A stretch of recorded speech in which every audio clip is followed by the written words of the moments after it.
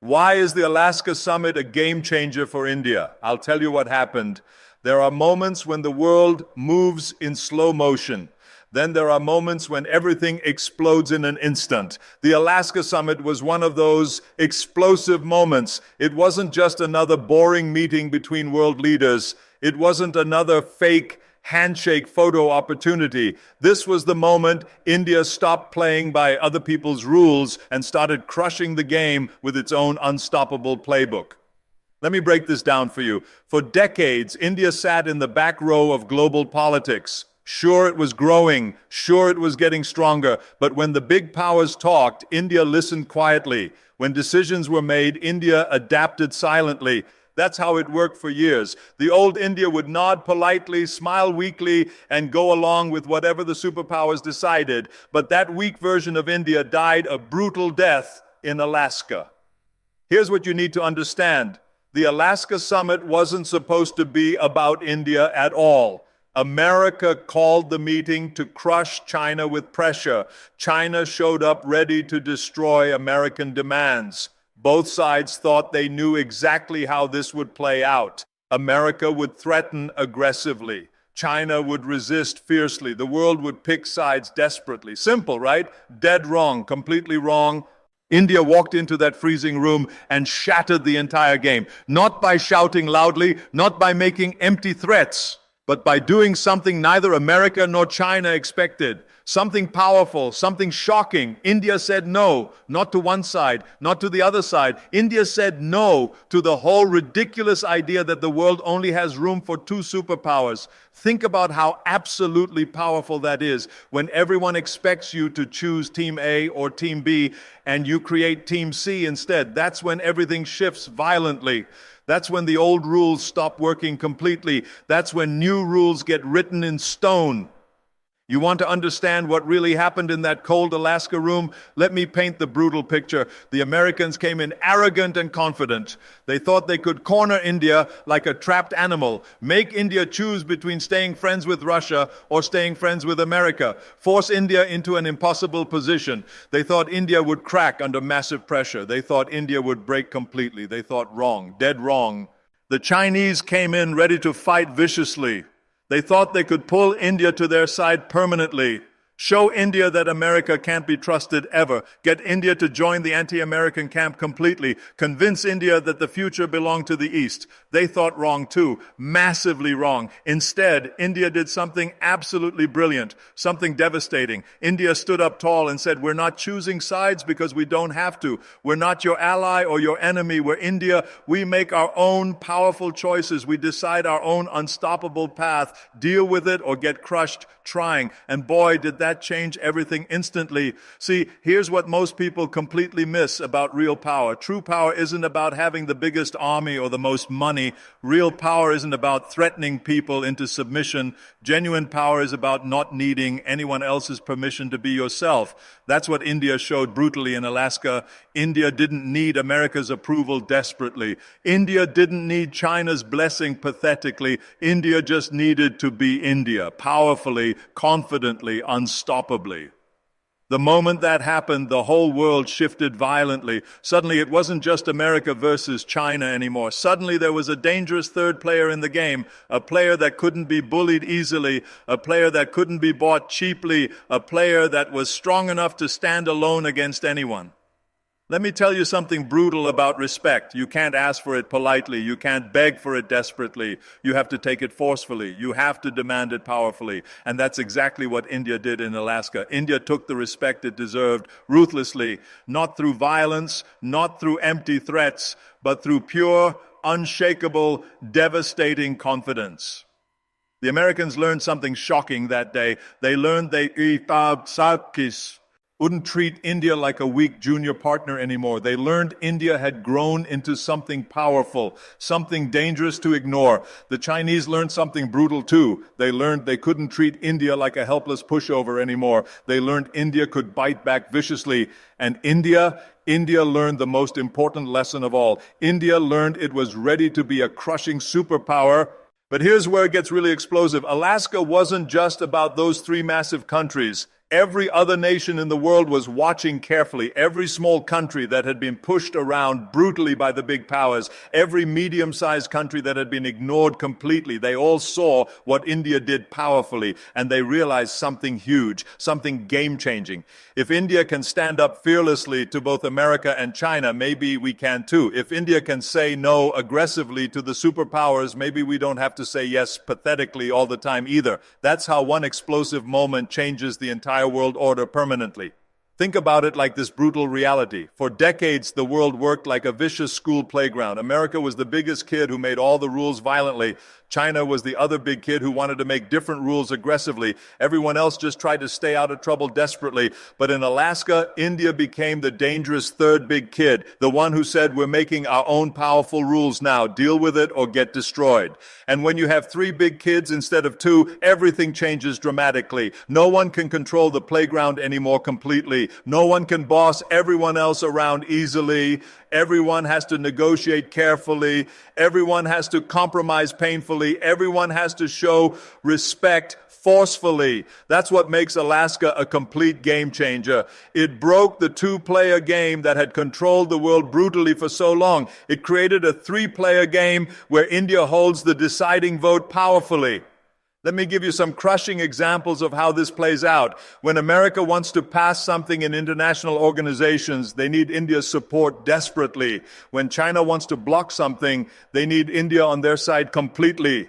When India wants something done, both America and China have to listen carefully. They have to pay attention. They have to show respect. That's real power, not the power to destroy everything, the power to decide everything, the power to say yes or no and have the whole world pay attention immediately. Now, here's what this means for ordinary Indians everywhere. For the first time in modern history, India doesn't have to apologize for being Indian.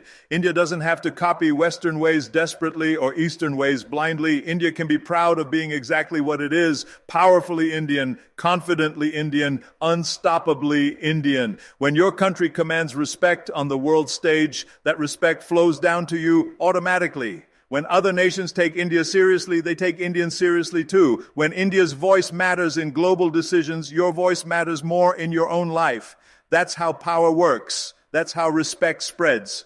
This is bigger than politics completely. This is about dignity. This is about pride. This is about 1.5 billion people finally getting the recognition they've earned through hard work, sacrifice, and endless patience.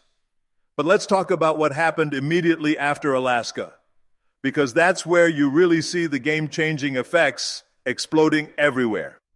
First, America completely changed how it talks to India. No more lecturing condescendingly, no more demanding arrogantly. Now it's all about partnership and cooperation respectfully. Why this dramatic change? Because America realized India has dangerous options. If America doesn't treat India well, India can work with someone else powerfully. India can make America's life difficult internationally. Second, China started taking India much more seriously as a crushing competitor.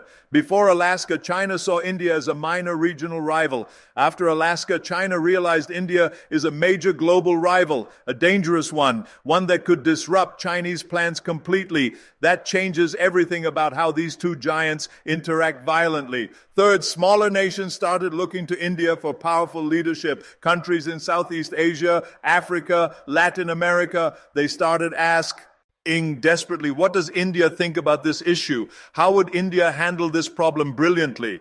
That's how you know a country has really made it, when other countries want to copy your approach completely. Fourth, global businesses completely shifted their strategies overnight.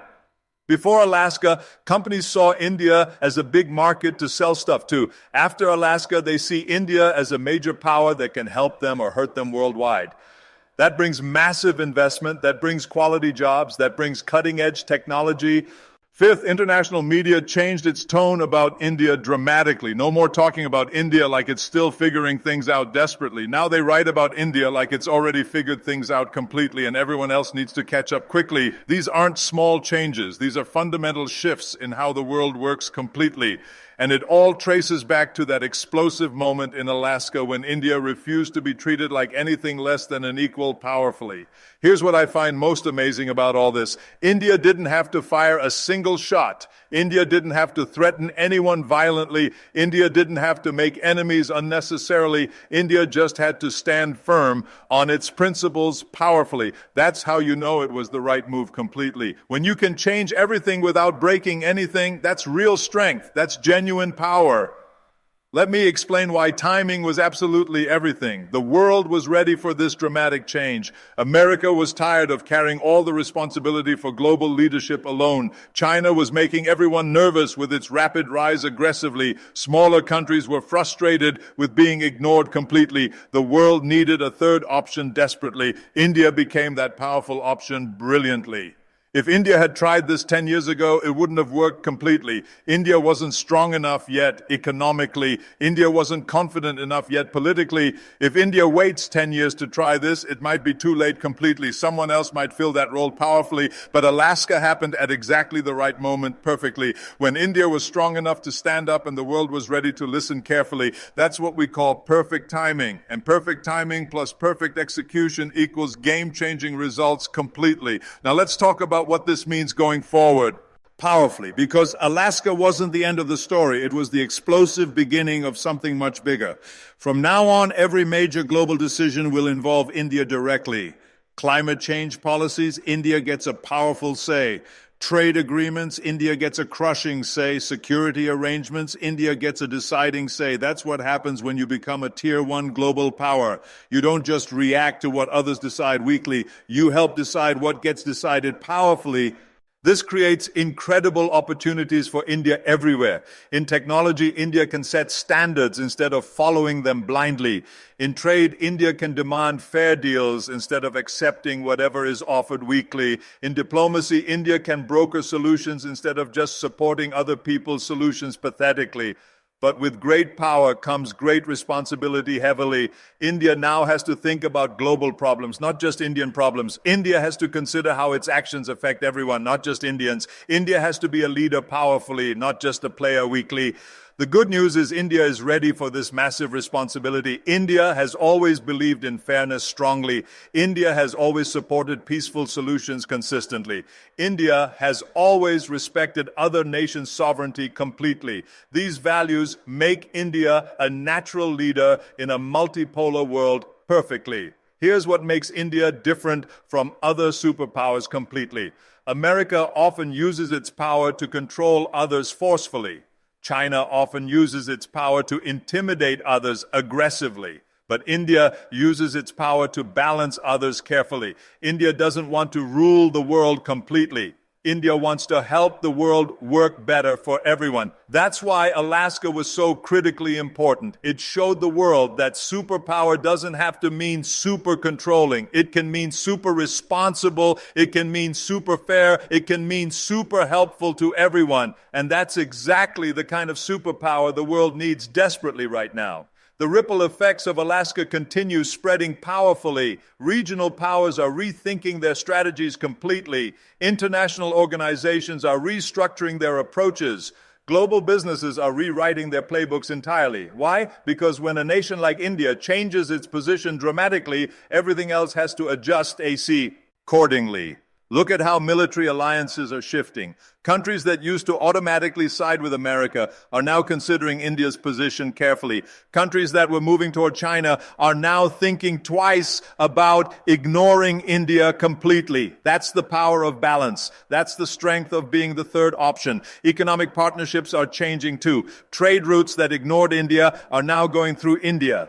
Investment flows that bypassed India are now targeting India specifically. Technology transfers that excluded India are now including India necessarily. When you become strategically important, everyone wants to be your friend powerfully. But perhaps most importantly, cultural influence is growing dramatically. Indian movies are reaching new markets. Indian music is gaining global audiences. Indian fashion is trending worldwide. Indian food is becoming mainstream everywhere. When your country gains political respect, your culture gains global appeal automatically. This cultural soft power amplifies India's hard power tremendously. When people around the world love Indian culture, they're more likely to support Indian policies. When they admire Indian achievements, they're more willing to work with India cooperatively. That's how comprehensive power gets built completely. So when people ask me why the Alaska summit is a game changer for India, I tell them this brutally. It's not just because India proved it was strong enough to stand up to anyone fearlessly. It's not just because India gained respect from everyone forcefully. It's because India showed the world a better way to be powerful responsibly.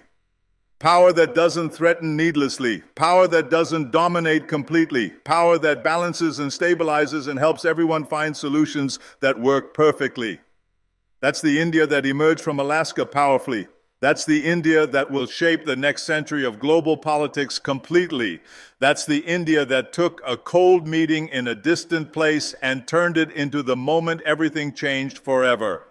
The world before Alaska had two superpowers fighting for control violently. The world after Alaska has three superpowers working toward balance carefully. And that balance, that stability, that fairness, that's India's gift to the world generously.